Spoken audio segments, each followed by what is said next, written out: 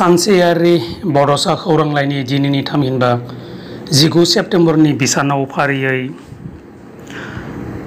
उदालगुरिनि इयुनसा बर'नि दाबो बावाखै नोंखौ,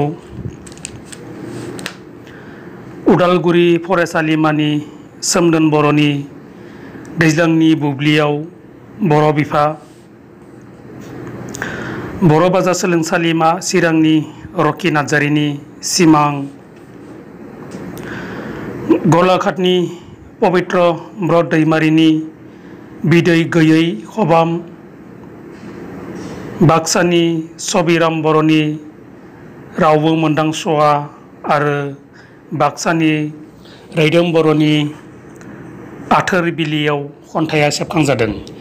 मिजिंथिबायदि सानसेयारि बड'सा खौरांलाइयाव अराय नोंथांनि बेसेन बरा लिरथिखौ दैथायहरबाय थागोन आरो सानसेयारि बड'सा खौरांलाइखौ अराय अनसायलांबाय थागोन।